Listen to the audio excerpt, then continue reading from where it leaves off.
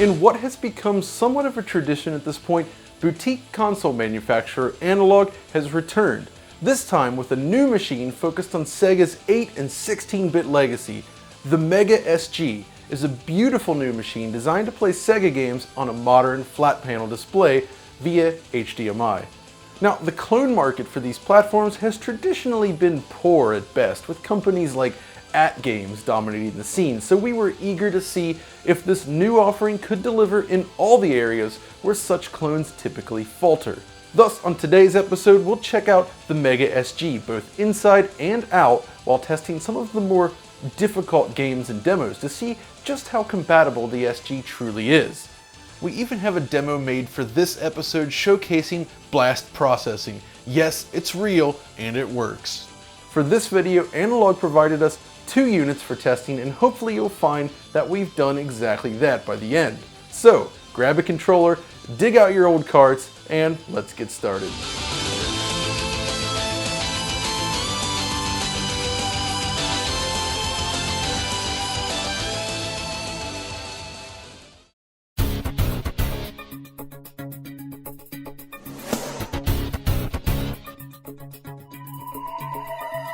The Sega Mega Drive, or Genesis, depending on your region, is Sega's most successful console. With over 30 million units sold worldwide, the Mega Drive is fondly remembered for its fast action and amazing first-party Sega games.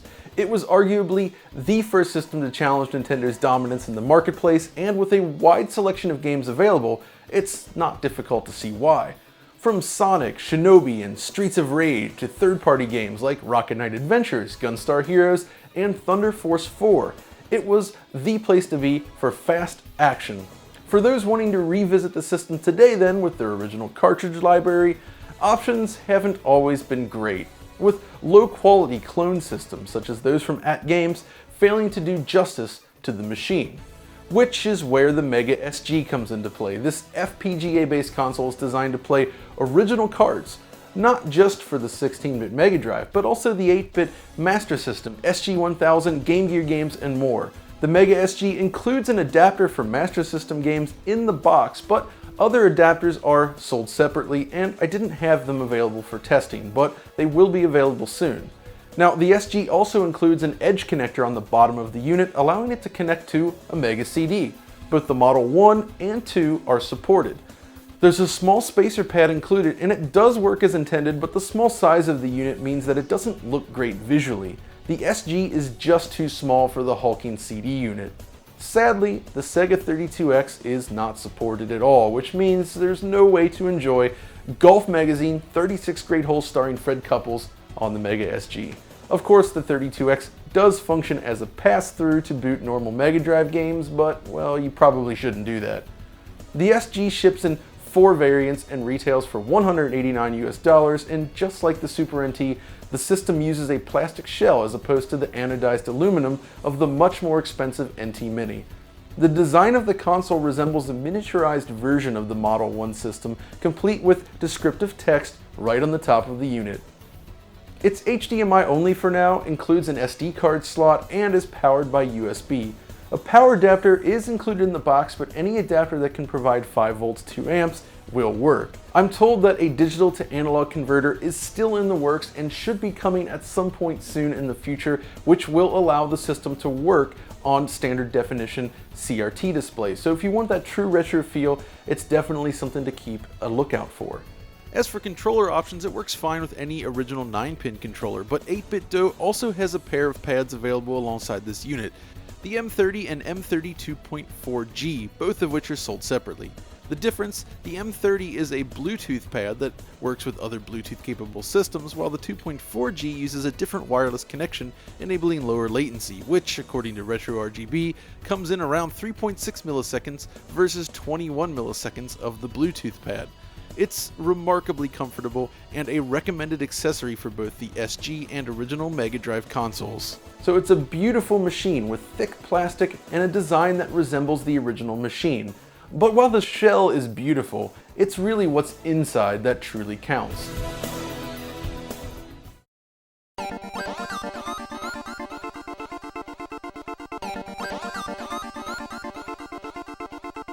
Like the Super NT and NT Mini before it, Analogue has partnered with Kevin Kevtris Horton to handle the system engineering duties. Now, I've gone into greater detail on FPGAs in the past, but for a quick summary, it's basically a chip that can be programmed using something like a hardware description language such as Verilog, with the objective being the simulation of another piece of hardware. In this case, Sega's stable of 8 and 16-bit systems. The Mega Sg still uses a Cyclone 5 chip like the Super NT before it, but the mainboard has been modified to include Sega's specific features, including the Edge connector for Sega CD and an analog headphone jack, just like the original Model 1 systems. You can adjust levels and impedance from the menu to suit your desired headphones.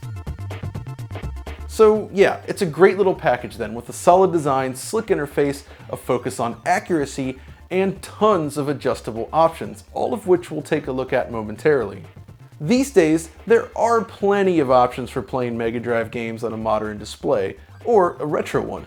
You can use an original system connected to a CRT, for instance, or you can pair that system with something like the open source scan converter, enabling a sharp image on a modern flat panel display.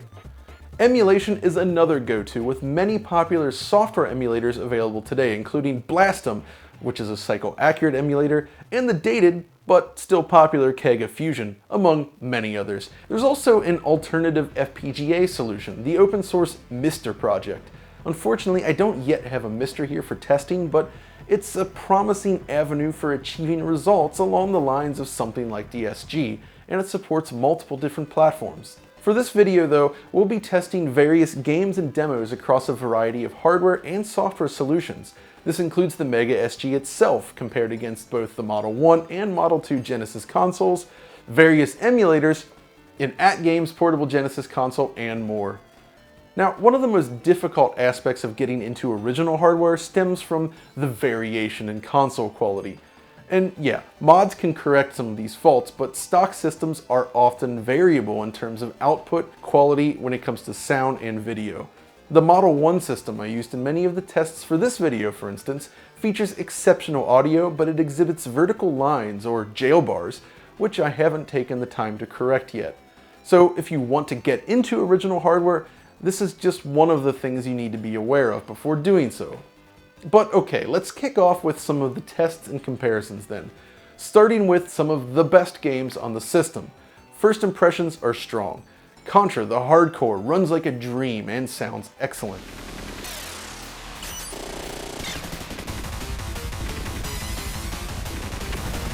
Rocket Knight Adventures offers a pixel-perfect match for the original machine.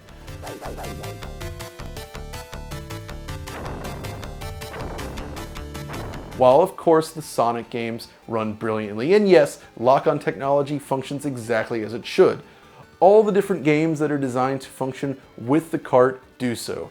Carts that aren't intended to be used to it and fall under 2 megabytes, for instance, generate a single blue sphere game, while carts over 4 megabytes are undefined by this cart and produce either a random blue sphere stage or simply crash, exactly like original hardware. Virtua Racing, with the SVP chip included, runs correctly as well, but this is the only retail Mega Drive game that I know of that utilizes a separate chip within the cart itself. Even newer games like Tanglewood function correctly. The developer of Tanglewood, in fact, Matt Phillips, even provided a demo he used to test the game on different revisions of the hardware, and the Mega Sg passed the test with flying colors. Then there's things like the introduction to Red Zone, which displays correctly, as does the FMV sequence for Sonic 3D Blast. Not to mention games like Zero Tolerance, which push 3D graphics on the Mega Drive, or at least pseudo 3D, and more. Another game worth mentioning then is The Adventures of Batman and Robin. This is without a doubt one of the most technically impressive titles available for the system. Created by a small company known as Clockwork Tortoise, with lead programmer John O'Brien steering the direction of the game's visuals, Batman and Robin pushes the system to new heights. Lots of per-scanline effects are used to create the illusion of 3D graphics, and it rarely slows down, it just works. The game itself is way too difficult for its own good, but it is a technical tour de force. It also features several difficult to emulate sections throughout. During the battle with Two-Face, for instance, this line can appear on most emulators, aside from something like Blastum, of course. So how does the Mega SG fare? Well, perfectly. No glitches appear during this battle, and it displays exactly as it should. Another title that has proven rather challenging for many emulators throughout the years is Panorama Cotton. This pseudo 3D shooter uses the hardware in rather interesting ways, producing some very cool visuals, and it all works correctly on the Mega SG. Same goes for the remarkably impressive Moose Chase sequence in Mickey Mania. It runs absolutely fine. Oh, and the system has no problems with the Japanese version of the game, which had an interesting regional lockout feature. But the real test comes from the demo scene, and perhaps the most impressive demo available on the platform is Titan Overdrive 2.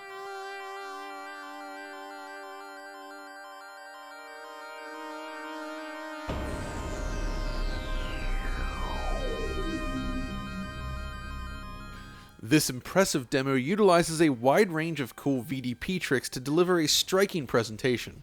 It also doesn't run properly on most other emulators or clone systems. You'll encounter things such as missing visual effects, glitches, and other problems. This comparison here was made using Genesis plus GX within RetroArch, and as you can see, it does not work properly at all. Nearly every single sequence in the demo is broken on this emulator, and the same is true for most others. The ROM doesn't even start on Kega Fusion, and if you go back to some old school emulators like the blood-soaked Genesis, well, you get this instead. Blastum was the first emulator that could properly run the demo, and now the Mega SG does as well. The SG perfectly handles this demo from start to finish. The only issue I encountered stems from the section where the overscan region is used to create a broken glass effect. If you're using the trim borders option in the menu, which we'll talk about shortly, this obviously doesn't display quite right. The rest of the demo though is smooth sailing. The rain appears fine in this section. The background trick works here as intended, and everything else just looks and sounds perfect. The same goes for the original Titan Overdrive as well, which, while less demanding than the second demo, also causes issues on some emulators. It works perfectly on the Mega SG. Obviously, being able to run demos is not necessarily a big draw for most users, but it does help demonstrate how accurate the system can be. I also took the time to run various VDP tests on the system using custom ROMs created by members of the community. The VDP FIFO test ROM from Nemesis, for instance, tests successfully on the Mega SG. All 122 tests are passed here, which is something to remember for later as it's key to another custom ROM created just for this episode. The only emulators which pass this test are Exodus and Blastum, but it fails on every other clone and emulator out there. The Mega SG also passes this Sprite Mask and Testing ROM with flying colors, in addition to this alternative VDP testing ROM. I should also note at this point that the SG behaves like a non-TMSS system. TMSS refers to Sega's trademark security system, which basically acts as a copy protection scheme. You'll see this message at boot if you have a TMSS system. Earlier models did not include this feature, and certain games such as the Japanese version of Afterburner 2 didn't properly implement this. Thus, on newer systems such as the Genesis Model 2, this game will not boot at all. Thankfully, they boot correctly on the Mega SG, just like a non-TMSS system. And now it's time to talk about blast processing. This term was coined for use in Sega's marketing material back in the 16-bit days of the early 90s. This was console war fuel, and it was used to do battle with Nintendo back in the early 90s. But here's the thing, there's always been the suspicion that blast processing isn't actually a real thing. The Sega Genesis has blast processing. Super Nintendo doesn't. So what's blast processing do? But it does exist, and we have a demo showing exactly that. Yes, it's a static image, but not just any image. The color palette used here exceeds what is typically possible on the Mega Drive. How? Well, there's basically a bug in the hardware that makes it accidentally show anything written to the VDP on the screen at the same time. With careful timing, you can send commands to quickly change the background color, which, due to the bug, ends up basically allowing individual pixels to change colors. With precise timing and coordination, you can compute which pixels to send via the 68000 CPU to draw using the full color palette. Neat, right? And it worked great on Mega Sg, which is remarkably impressive as the technique requires absolute accuracy to function. Most other emulators and clone systems either display garbage or a blank screen. That the SG passes this test is a true testament to its accuracy. It does work on Blastum, but I noticed this tiny little glitch here along the bottom. This technique really could have been useful for things like Sega CD full motion video, which may have enabled more colors for use during video playback. John Burton, a talented coder who founded Traveler's Tales back in the day and now runs YouTube channel Game Hut, discussed this technique previously. In the 90s, John pulled this off, but ran into timing issues with different Mega Drive systems, so was forced to abandon it. The current technique used in this demo, however, solves the issue. That's just a quick summary though. If you want more details on how blast processing works, there's a separate video in the works with this demo's creator, Gabriel Morales. He didn't discover the trick, but he'll explain in great detail how it actually works, so keep an eye out for that. But honestly, when people think of poor Mega Drive emulation, it's usually the audio which sticks out the most, and this is also where most devices and emulators fall short. The Mega Drive often gets a bad rap for its sound capabilities, but honestly, the Yamaha chip in this machine can produce amazing results in the right hands.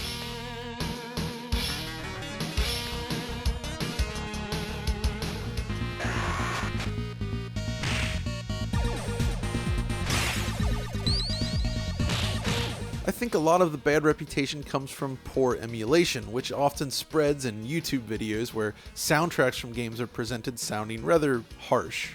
Or the exceptionally poor emulation in systems like the @Games range, which sound nearly broken.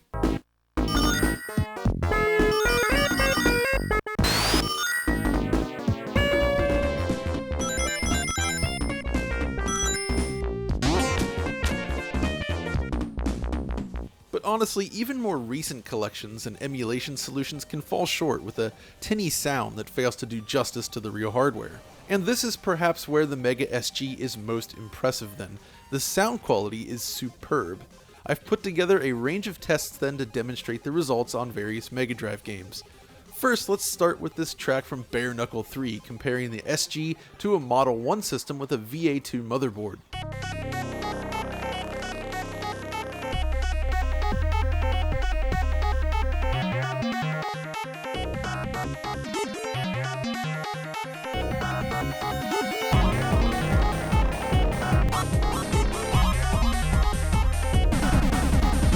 Okay, how about Castlevania Bloodlines?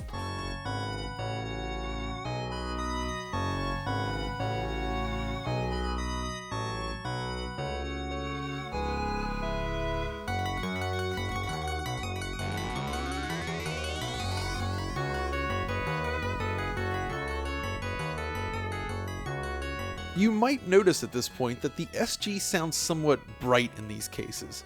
It's not quite comparable to the original system. This, however, can be addressed by using the low-pass filter feature of the SG. The low-pass filter allows you to adjust the cutoff frequency and roll-off rate, something which varies between different models of the original system. You can individually select which audio channels to filter as well. The low-pass filter is key to achieving a sound more in line with original hardware. These are the values I've been using for most of this video, but you can play around with it to fine-tune your desired sound.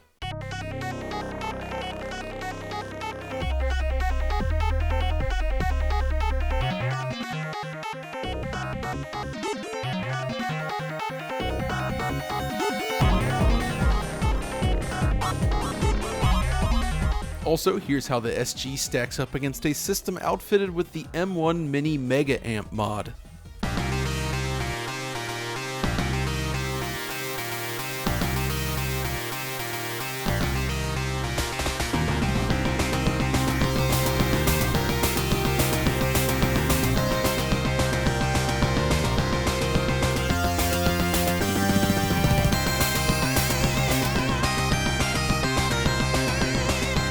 this case, the modded system sounds brighter. Adjusting or disabling the low-pass filter can produce similar results on the SG.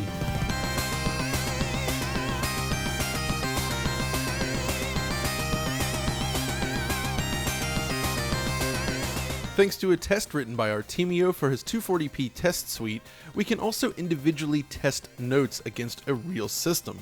In this test, the SG audio is panned to the left channel, while the VA2 system is panned right. Take a listen.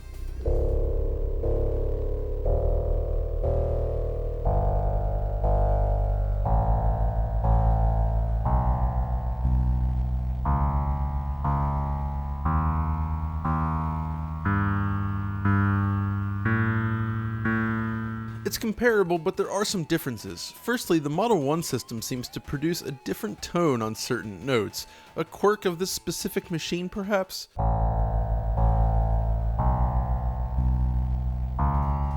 And here's the same test on another Model 1 system, this time with a VA3 motherboard where it sounds correct.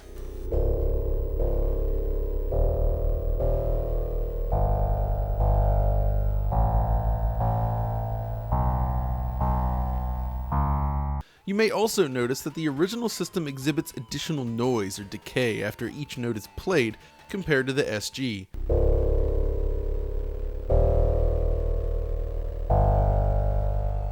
This is where the ladder effect adjustment comes in. By adjusting this setting, you can recreate this noise generated by the hardware.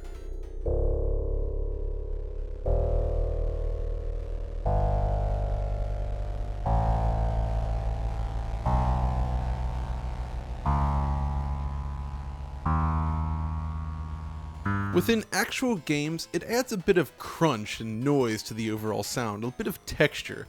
It's very effective for games like Streets of Rage 2, for instance.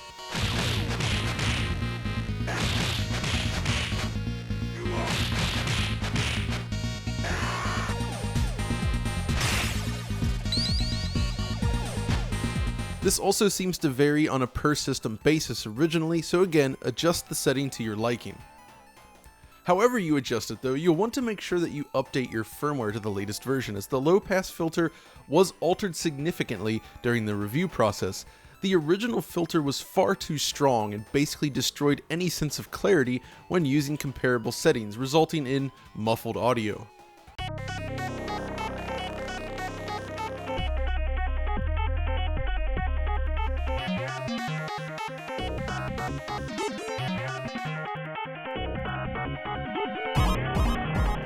Speaking of muffled, here's how the SG stacks up against a later Genesis Model 2 with somewhat bad audio.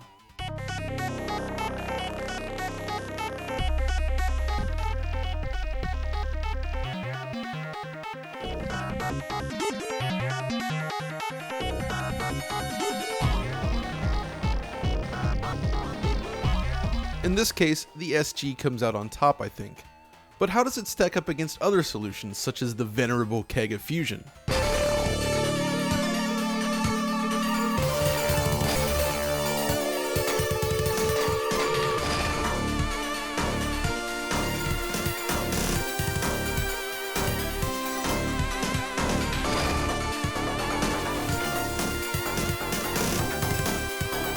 As you can hear, Fusion isn't bad, but it lacks the filtering options of the SG, producing an overly harsh sound in comparison that isn't entirely accurate.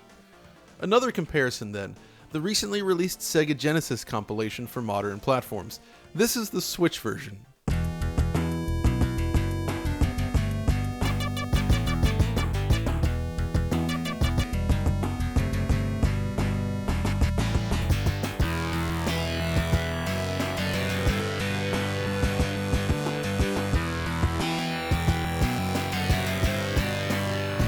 As you can hear, the audio is somewhat shrill, with certain channels playing at an incorrect level.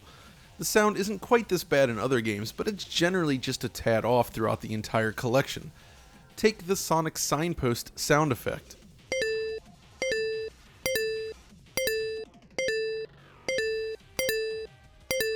Subtle, but the difference is there. And just for good measure, how about the worst of the worst? The AtGames Portable Mega Drive.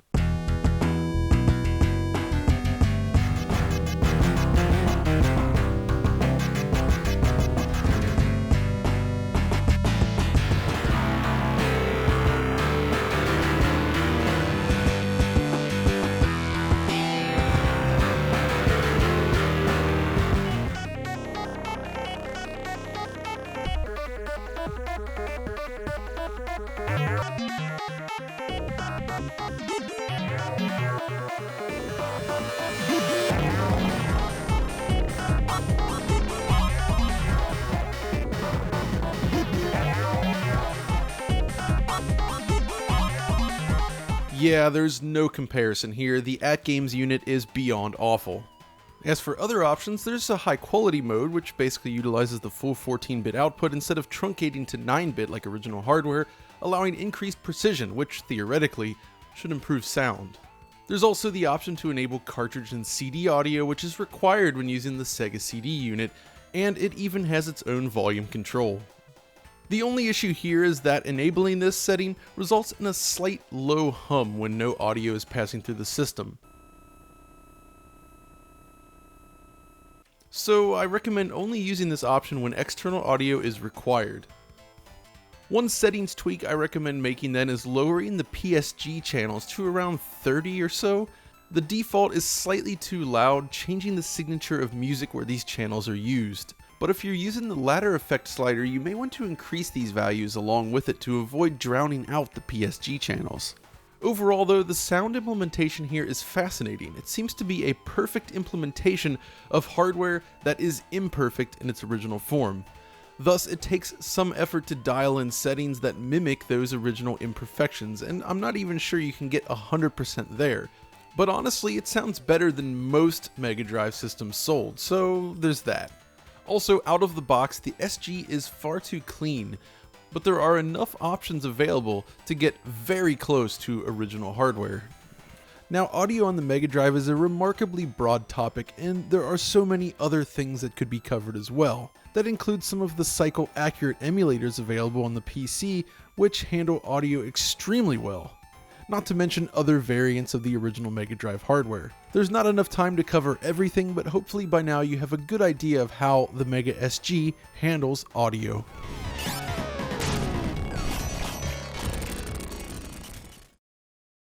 Next, I want to briefly touch on my experience with PAL games on the Mega SG. The system can support cards from any region, but the results are variable. Take the excellent Maui Mallard. This is a PAL exclusive Mega Drive game that has region locking.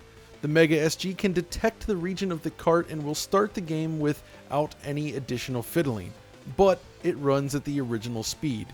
If you want to bypass region protection and play at 60 Hz then, you'll need to uncheck this option once the game has started. Unfortunately, this can break certain titles. Maui Mallard at 60 Hz using this toggle exhibits severe slowdown and visual glitches that ruin the game. Thankfully, this isn't that common, but it's something to consider. And what's worse, if you play at original speed, which is 50 Hz, you'll get judder when outputting over HDMI at 60 Hz, so you'll probably want to use the 50 Hz output instead, which is just kind of a hassle when jumping between different regions. But while this is annoying, the rest of the system is looking great at this point. Thus far, we've established that the SG offers a high level of accuracy across the full library, even supporting difficult demos, while providing a wealth of options for fine-tuning the audio. This is without a doubt the best looking and sounding Mega Drive clone available today, but obviously it does a lot more than just play Mega Drive games.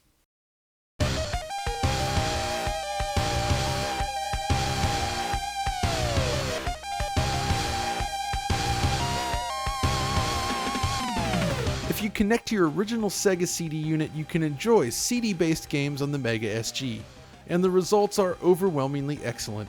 I played through a wide range of games and all of them, except for one, ran without a hitch. I kicked off with one of my favorites, Earthworm Jim Special Edition.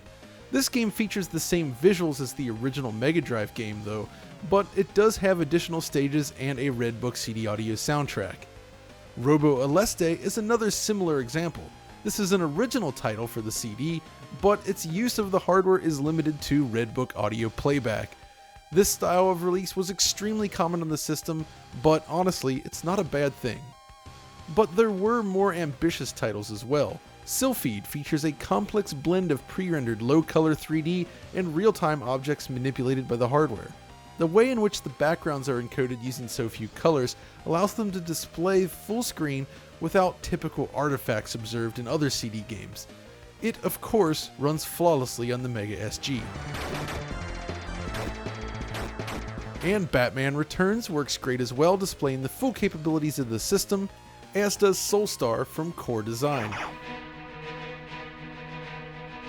FMV games then function as they should. You can play Slam City with Scottie Pippen all day long if you desire. or make the jump over to Make My Video in XS. Put in some girls. Put in girls. Yeah. And take out those guys with violins. Oh, totally, dude. Hey, how about a reptile? You mean your friend? This is one area though where color palette limitations become obvious. Video playback is remarkably grainy when displayed in this manner. Audio then works great. Redbook audio plays without a hitch,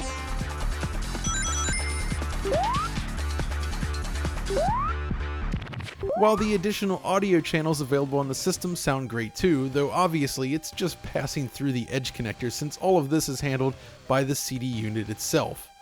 I did run into one minor problem however, which Corey from My Life in Gaming also confirmed is an issue. Chuck Rock doesn't boot.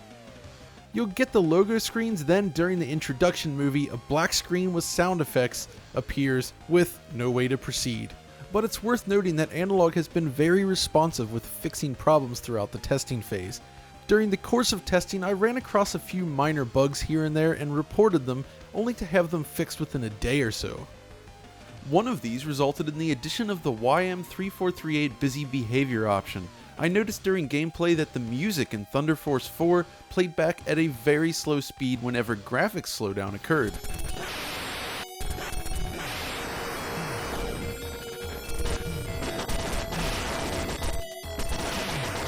I reported this, and within one day, a new option was added to the system, which solved the problem entirely.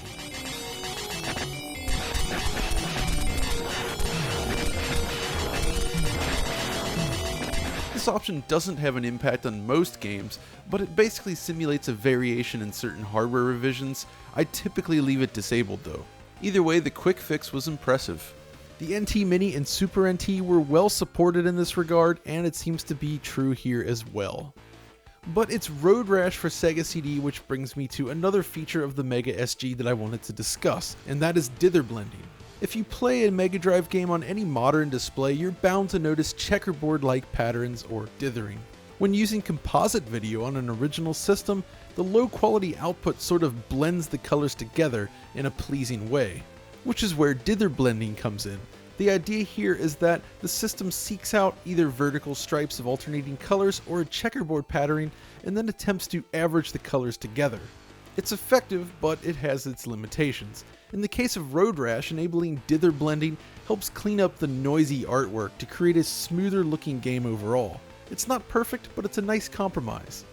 It becomes far more useful though in games like Virtua Racing. Here, dithering is used throughout the game, and blending these shapes together results in much cleaner, smoother colors instead. The only real downside is that edges of these surfaces still showcase dithering artifacts. It's also fairly effective for darker games like Pitfall: The Mayan Adventure, but in games with small text or fine HUD elements and details, dither blending tends to reduce detail, resulting in a muddier image, so it's not always suggested. There is, however, a slider available to adjust the way in which the feature works. At the lowest setting, checkerboard patterns tend to receive the most attention, while the highest setting seems better for vertical stripes like waterfalls and Sonic titles. I, however, was somewhat disappointed with its lack of effectiveness when viewing full-motion video sequences on Sega CD. The patterns within the video clips are just too irregular for the technique to work properly. It helps somewhat, but videos remain similarly grainy, so it's not a magic bullet. Now, you may have also noticed another option hidden under the Extras menu, and that is border masking. This is perhaps one of my favorite features. Normally in most games, background color 0 displays within the overscan region.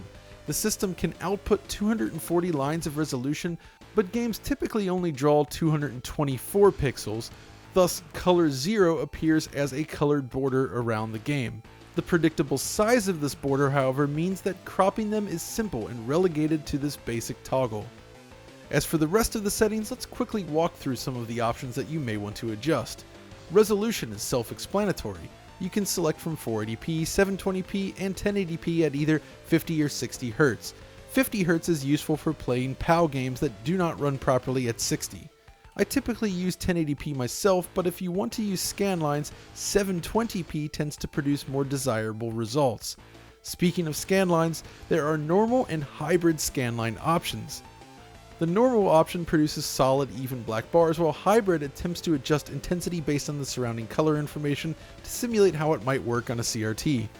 There are a lot of scaling options as well. I recommend using the advanced mode, which allows you to dial in settings to suit your preference. You can use the start button to cycle through different presets, allowing you to target various pixel and picture aspect ratios. I prefer these settings myself, but only when using the horizontal and vertical interpolation, which is an option here. Interpolation basically applies a subtle filter to the image to avoid improper scaling artifacts such as shimmering in motion. It slightly reduces sharpness, but it still looks great on a typical TV. If you want ultra sharp pixels though, there are options. You'll want to disable these features and use either a 4 or 5x height while setting horizontal to square pixels. The rest of the features available under Scaler focus on basic image alteration options that you might find in an emulator. I'm not a huge fan, but they're there if you would like to use them. The buffer mode then determines your system speed. The default 0 delay setting runs games at a straight 60Hz as opposed to 59.92. This results in perfect frame persistence but introduces a tiny bit of latency into the chain and a subtle change to gameplay speed. For normal play, the change in gameplay speed is pretty much impossible to notice, but it's there. Fully buffered then runs at the original 59.92 Hz, but as this is displayed within 60Hz output, you get a duplicate frame every 13 frames or so, which to my eyes is rather bothersome. Same goes for single buffer, which is the lowest latency option, but you'll get screen tearing at regular intervals. Thus, I would suggest sticking with 0 delay. One other thing to mention, the system does not currently de-interlace interlaced content, so for the few titles that support 480i, such as the 2-player mode in Sonic the Hedgehog 2, combing artifacts are visible and the game appears to operate at half the frame rate. It's rare enough that it's not really an issue, but it's something to know. Those are the most important settings available, and while there is more to them than I could cover for this video, the takeaway here is that your experience is highly customizable, just like the Super NT before it. One other option available on the main menu then is the option to play Ultra Core, a game developed by DICE back in the 90s, originally under the title Hardcore. It was cancelled at the time, but recently rediscovered, and is included as a bonus with the Mega Sg. It looks rather impressive, I must say, with loads of animation frames and impressively detailed backgrounds.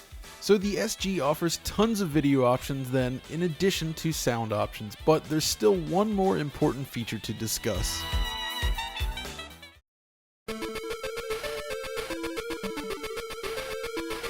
Inside every Mega Sg box is an adapter that allows you to use Master System games with the system. As mentioned earlier, other adapters are in the works for other systems including Game Gear, but Master System is a great place to start. Master System games seem to play great on the SG then. You can pause games from the controller instead of the system, speed is correct, and the games I've tested work exactly as expected. The SG supports both traditional PSG audio and the expanded YM2413 FM synth module, which was released exclusively for the Japanese Sega Mark III, the equivalent to the Western Master System. Despite this, a fair number of games released internationally still feature support for FM, and the SG can take full advantage of this.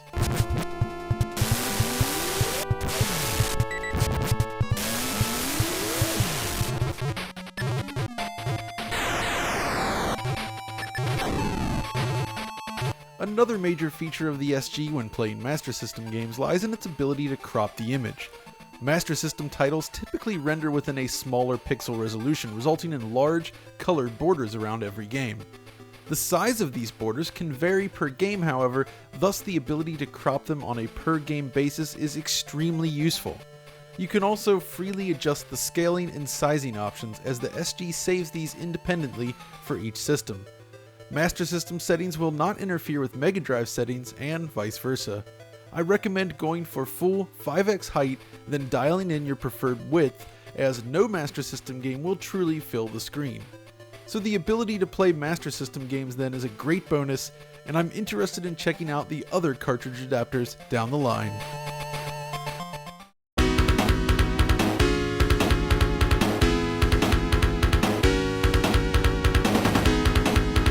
And with that, we've come to the end of this comprehensive overview. By now, it should be rather clear that the SG, at least as of today, is the best clone system available for playing Mega Drive or Genesis games, along with Sega's 8-bit catalog. It's accurate, it's fast, it's well built, and it has a ton of options. You really can't go wrong here if you're a fan of classic Sega and want to enjoy these games on a modern display. But that's all for now. If you enjoyed this video, be sure to like, subscribe, ring the notification bell, and follow me over on Twitter. And until next time, stay retro.